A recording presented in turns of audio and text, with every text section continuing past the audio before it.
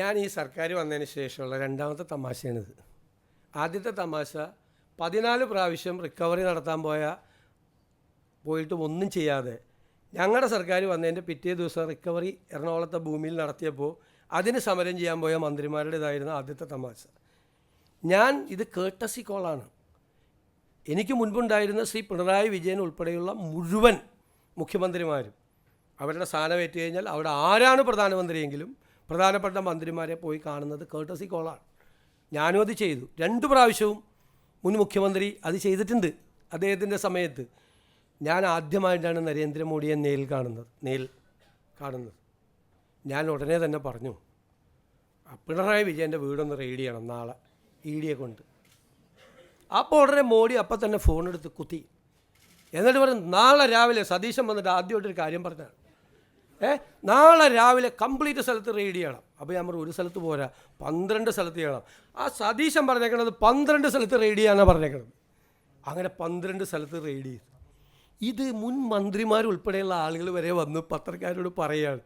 ഞാൻ ചിരിക്കണോ അല്ല കരയണോ ഇത് കേട്ടിട്ട്? നിങ്ങളൊന്ന് ആലോചിക്കും.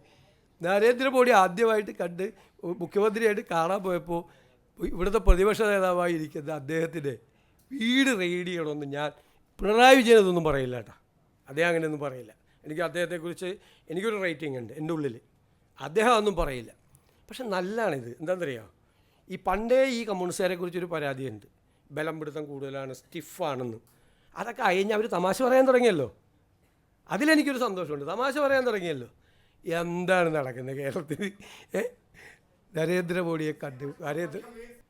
2 ദിവസം അവധിയല്ലായിരുന്നു, പിന്നെ ഒരു ഞായറാഴ്ചയായിരുന്നു. ആകെ ഒരാഴ്ചയിലെന്ന് വന്നിട്ട് അതിലിടയിൽ ഒരു ഞായറാഴ്ച പോയി, പിന്നെ 2 ദിവസം അവധിയും പോയി. ഒന്ന് നിൽക്കട്ടെ, അതൊക്കെ ഞാൻ നിങ്ങളോട് മറുപടി പറഞ്ഞല്ലോ. അതൊക്കെ പരിശോധിച്ച് വേണ്ട നടപടികൾ ഉചിതമായ സമയത്ത് സ്വീകരിക്കും. എന്നൊന്നും അങ്ങനെ അനാവശ്യമായ കാലതാമസം ഒരു കാര്യത്തിലുണ്ടാവില്ല. അല്ലല്ല, അതൊക്കെ നമ്മളല്ലേ, ചീഫ് സെക്രട്ടറി അല്ലല്ലോ കേരളം ഭരിക്കാൻ വേണ്ടിയിട്ട് ആളുകൾ തിരഞ്ഞെടുത്ത്. ചീഫ് സെക്രട്ടറി അല്ലല്ലോ, ഞങ്ങളെയല്ലേ തിരഞ്ഞെടുത്തിരിക്കുന്നത്. ഞങ്ങളല്ലേ തീരുമാനങ്ങൾ എടുക്കണം, അത് ഇംപ്ലിമെൻ്റ് ചെയ്യുകയാണ്. അദ്ദേഹം അടക്കമുള്ള ജോലി അദ്ദേഹം അത് നന്നായിട്ട് ചെയ്യുന്നുണ്ട്. ഞാൻ വളരെ മുൻപ് അസംബ്ലിയിൽ തന്നെ വ്യക്തമാക്കിയിട്ടുള്ളതാണ്.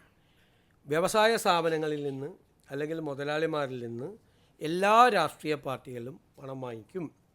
എല്ലാ രാഷ്ട്രീയ പാർട്ടികളുടെയും ഫണ്ട് ഈ കമ്പനികളിൽ നിന്നൊക്കെയുള്ള ഫണ്ടാണ്.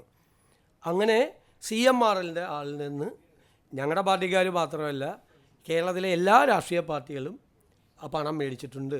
ആ പണം മേടിച്ചതല്ല ഇവിടുത്തെ കേസ്.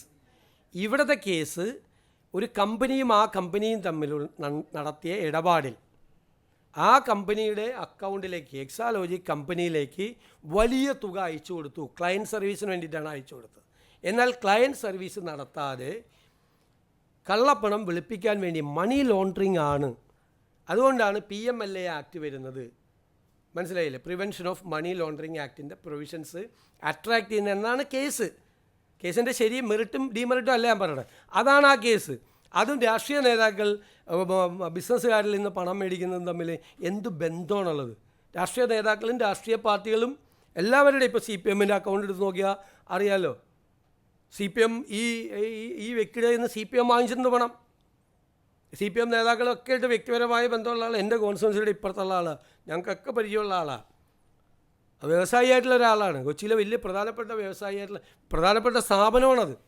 അത് അവരെ ഇന്ന് രാഷ്ട്രീയ പാർട്ടികളും രാഷ്ട്രീയ നേതാക്കന്മാരും സാമൂഹ്യ സംഘടനകളും അമ്പല കമ്മിറ്റിയും പള്ളി കമ്മിറ്റിയും പൈസ മേടിച്ചതല്ല ഇവിടുത്തെ കേസ്. മനസ്സിലായില്ലേ? അതാണ് വ്യത്യാസം. അത് I have made it very clear in the floor of the assembly. അത് ഞങ്ങൾ പറഞ്ഞല്ലോ, അതൊരു കേസ് അന്വേഷണത്തിൻ്റെ ഭാഗമാണല്ലോ. നമുക്കതിൻ്റെ അകത്ത് എന്താണ്, റെയ്ഡ് നടത്താൻ പാടില്ല, അന്വേഷണം നടത്താൻ പാടില്ല. ED എങ്ങനെ അന്വേഷണം നടത്തണമെന്ന് സ്റ്റേറ്റ് ഗവൺമെൻറ്റിന് പറയാൻ പറ്റുമോ? ഞാൻ വളരെ ഫെയറായിട്ടാണ് നിങ്ങളോട് ചോദിക്കുന്നത്. ഗവൺമെൻറ്റിന് ചില പരിമിതികളില്ലേ? ഗവൺമെൻറ്റിന് പറയാൻ പറ്റുമോ? ED ഇപ്പോൾ CBI ഒരു കേസ് അന്വേഷിക്കുന്നു, നമ്മുടെ ഗവൺമെൻറ് തന്നെ റെക്കമെൻഡ് ചെയ്തിട്ടുണ്ട്, ഹൈക്കോടതി റെക്കമെൻഡ് ചെയ്തിട്ടുണ്ട്. CBI വരുമ്പോൾ ഉടനെ CBIയുടെ അന്വേഷണ ഉദ്യോഗസ്ഥനെ നമ്മുടെ DGPയോ മുഖ്യമന്ത്രിയോ ആഭ്യന്തരമന്ത്രിയോ വിളിച്ചു വരുത്തി ഈ അന്വേഷണം ഇങ്ങനെ വേണം എന്ന് പറയാൻ പറ്റുമോ? പറയാൻ പറ്റില്ല. അതൊരു കേസ് അന്വേഷണം നടക്കുകയാണ്. അതിൻ്റെ അകത്ത് രാഷ്ട്രീയമായിട്ടുള്ള വിഷയമുണ്ടെങ്കിൽ അത് CPM ആണ്, അവരത് പറഞ്ഞോട്ടെ. പിന്നെ നിയമപരമായ കാര്യങ്ങൾ ലംഘിച്ചുകൊണ്ടാണ് അന്വേഷണം നടക്കണമെങ്കിൽ anybody can approach A court. CMR കോടതി പോയി ഈ അന്വേഷണം നിർത്തിവെക്കണമെന്ന് ആവശ്യപ്പെട്ടു. കോടതി ആ പെറ്റീഷൻ തള്ളിയിട്ട് ഈ അന്വേഷണം തുടരാൻ പറഞ്ഞു EDയോട്. അതിൻ്റെ പിറ്റേ ദിവസമാണ് EDയുടെ ഈ റെയ്ഡ് നടന്നത്. അപ്പം നമുക്ക് അതിൻ്റെ അകത്ത് പരിമിതികളുണ്ട്.